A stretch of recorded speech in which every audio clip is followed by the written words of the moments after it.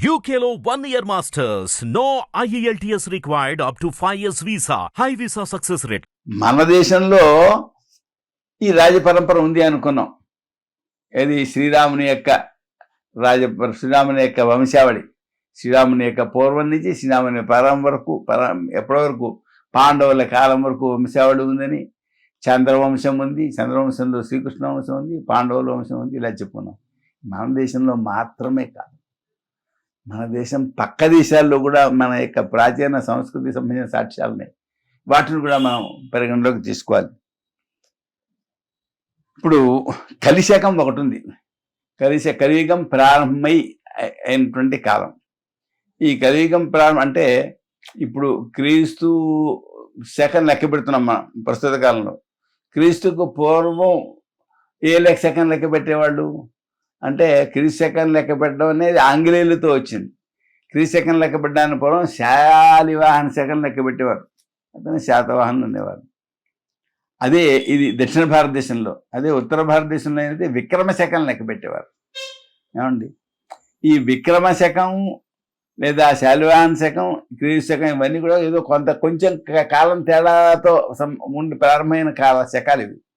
కానీ అంతకంటే పూర్వకాలంలో లెక్కపెట్టే శకం ఏమిటిది? దాన్ని కలిశకము అని అంటారు. అంటే కలియుగం ప్రారంభమై ఎంతకాలమైంది అనేది లెక్క పెట్టేవారు. కలియుగ ప్రారంభం క్రీస్తు శకం ప్రారంభమయ్యే సమయానికి ముందు కలిశకం కలియుగారంభ కాలం ఎంతంటే 3102 సంవత్సరాలు. అంటే శ్రీకృష్ణమూర్తి నిర్యాణాన్ని పొందిన తరువాత ప్రారంభమైనటువంటి శకం కలిశకం. ఆ శకానికి జయాభ్యుదయ యుధిష్ఠిర శకం అని కూడా పిలుస్తారు. అంటే మహాభారతం, జయమనే పేరు కలిగిన మహాభారతం రచించబడినటువంటి కాలం కూడా అదే. ఏమండి, ఆ శకం కూడా అదే. అంటే క్రీస్తు పూర్వం 3102 సంవత్సరాలు అని చెప్పని అర్థం. ఇప్పుడు ఈ మాట ఎందుకు చెప్పాను అంటే, మన దేశంలో ఎలా అయితే ఈ కలిశకం లెక్కబెట్టబడుతుందో ఇదే విధంగా నేపాల రాజవంశావళిలో కూడా కలిశకం లెక్క పెట్టబడుతోంది. నేపాల రాజవంశావళిలో విశేషం ఏంటంటే, కలిశకానికి పూర్వం నుండి కూడా వాళ్ళ యొక్క రాజవంశాలు లభిస్తున్నాయి. కలిశకం 3000 సంవత్సరానికి పైగా నేపాల రాజుల యొక్క చరిత్రలు ఉన్నాయి.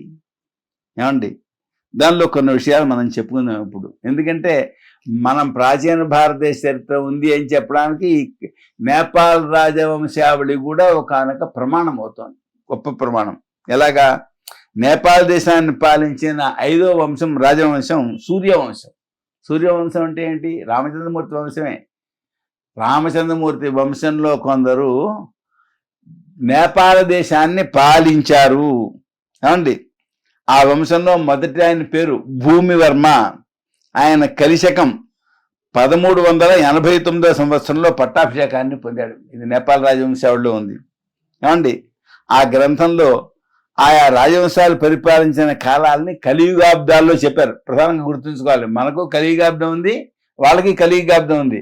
మనకు సూర్యవంశం వాళ్ళు పాలించారు, అక్కడ సూర్యవంశం వాళ్ళు పాలించారు. సూర్యవంశం వాళ్ళు అంటే శ్రీరాముని యొక్క వంశం వాళ్ళే. అంటే ఇదే సంస్కృతి నేపాల్లో ఉంది. ఇదే సంస్కృతి ఉండడమే కాదు, ఇది 5000 సంవత్సరాల నుంచి ఉంది, అంతకు ముందు కూడా ఉంది. ఏమండి, తర్వాత మన దేశంలో లాగే నేపాల్ దేశంలో కూడా పాలనా కాలాలు ఉన్నాయి, ఆయా రాజుల యొక్క చరిత్రలు ఉన్నాయి. ఏమండి, అక్కడ పరిపాలక రాజవంశాల్లో 6వ వంశాన్ని ఠాకూర్ వంశం అంటారు. ఆ ఠాకూర్ వంశంలో మొదట ఆయన అంశుమంతుడు. ఆయన కలిశకం 3000వ సంవత్సరం అంటే క్రీస్తుపూర్వం 101వ సంవత్సరంలో పట్టాభిషేకాన్ని పొందాడు. ఆయన 68 సంవత్సరాలు పాలించాడు. నేను ఇందాక తరానికి 65 సంవత్సరాలు లెక్క పెట్టాను. ఇది కేవలం ఊహతో చేసిన పనే. దేన్ని బట్టి చెప్పాను? ఇప్పుడంటే తరానికి 30-20 సంవత్సరాలు లెక్క పెడుతుంటారు మామూలు చరిత్రలో. మరి 65 సంవత్సరాలు లెక్క పెట్టారో నన్ను అడగవచ్చు.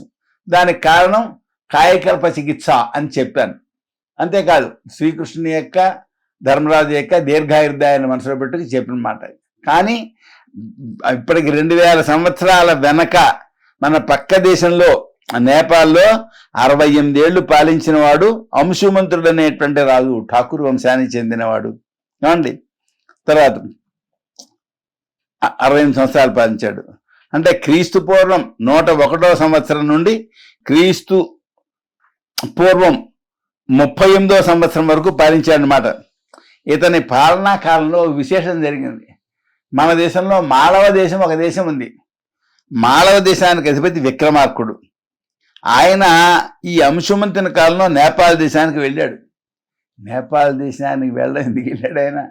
ఆయన విజయయాత్ర చేశాడు. విక్రమాదిత్యుడు, విక్రమార్క మహారాజు గారు విజయయాత్ర చేశాడు.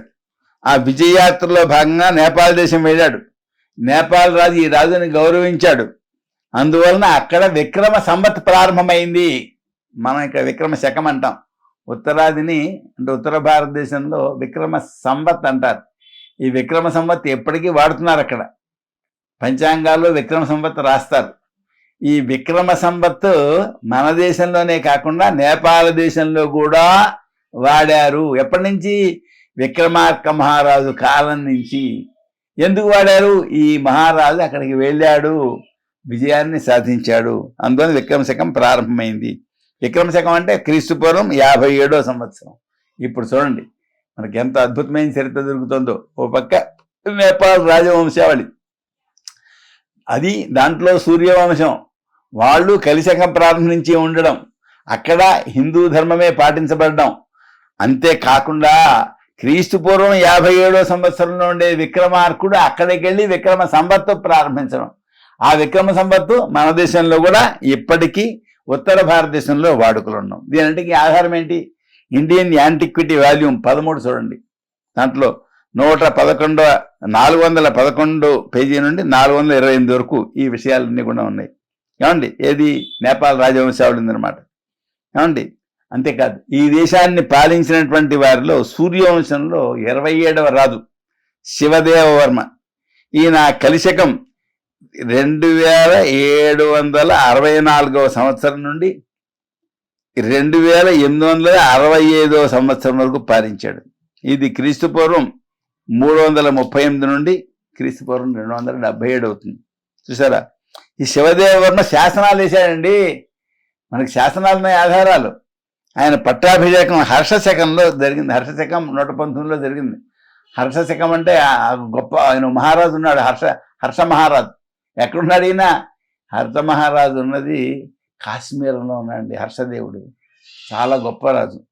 గొప్ప రాజు అవడం వలన ఆయన శకం వాడేవాళ్ళు. ఎక్కడ? కాశ్మీరంలో మాత్రమే కాదు, భారతదేశంలో కూడా వాడేవాళ్ళు. అప్పట్లో భారతదేశంలో వాడినట్టే ఈ నేపాల్లో కూడా హర్షశకం వాడారు. ఆ హర్షశకం 119వ సంవత్సరం ఇది జరిగింది. అయితే మన దేశ చరిత్రలో 48 తరాల రాజుల్ని పక్కకి పెట్టేసి అంబేద్కర్ని సృష్టించిన మహానుభావులు ఉన్నారు కదా, బ్రిటిష్ వాళ్ళు అక్కడ కూడా చేపెట్టారు. చేపెట్టి ఏం చేశారు? క్రీస్తు శకం 606వ సంవత్సరంలో హర్షశిలాదిత్యుని శకము అని పెట్టారు. క్రీస్తు శకం 606వ సంవత్సరంలో హర్షశిలాదిత్యుని శకం అంటూ ఏం లేదు ఇక్కడ. హర్షశకం ఎక్కడ ఉంది? నేపాల్లో ఉంది. హర్షశకం ఎక్కడ ప్రారంభమైంది? కాశ్మీర్లో ప్రారంభమైంది. శ్రీహర్షుడు ఆయన చరిత్ర ఎక్కడ ఉంది? ఆయన చరిత్ర నేపాల రాజవంశావళిలో ఉన్నది. కనుక వీళ్ళు ఇది కల్పించారు. ఇది కల్పించి ఏం చేశారు? ఈ శివదేవవర్మ క్రీస్తు శకం 725వ సంవత్సరంలో పట్టాభిషేకాన్ని పొందాడు అని చెప్పి కల్పన చేశారు. చూసారా ఎన్ని కల్పనలు చేశారు వాళ్ళు? అంటే మన దేశ చరిత్రను మార్చేసినట్లే నేపాల్ రాజవంశావళి కూడా మార్చేశారు. మార్చేసి నేపాల్ రాజవంశావళిలో కలియుగాబ్దాలు తప్పుపడ్డాయి అని చెప్పి ఆరోపించారు. ఏమండి, ఎప్పటి నేపాల్ రాజవంశావళి, ఎప్పటి రాజతరంగిణి, ఆ దాంట్లో ఉన్న విషయాలు తప్పని వీళ్ళకి ఎలా తెలిసింది చెప్పండి? పేర్లు మార్చి అక్కడ ఎప్పుడో ప్రాచీనుడైన శ్రీహర్షుడు అక్కడ ఉంటే కాశ్మీరంలో ఆ హర్షశకం పడుతుంటే దాన్ని తీసుకువచ్చి క్రీస్తు తర్వాత శిలాదిత్యుడికి కాలానికి కట్టి ఆ విధంగా వాళ్ళు చేశారు. నిజానికి 7వ శతాబ్దిలో హర్షశకం అంటూ వేరే లేదు అండి. కనుక మన దేశ చరిత్రలో మార్చినట్టే అక్కడ కూడా వాళ్ళు మార్పు చేశారు, బుద్ధిపూర్వకంగా చేశారు. ప్రాచీన చరిత్ర భారతదేశానికి ఉండడం అనేది నచ్చనందువలన వాళ్ళు ఆ పని చేశారు. కనుక ఈ నేపాల్ రాజవంశాలు కూడా ఒక ప్రధానమైనటువంటి ఆధారం ప్రాచీన భారతదేశ సంస్కృతికి, చరిత్రకు అని మనం చెప్పుకోవచ్చు.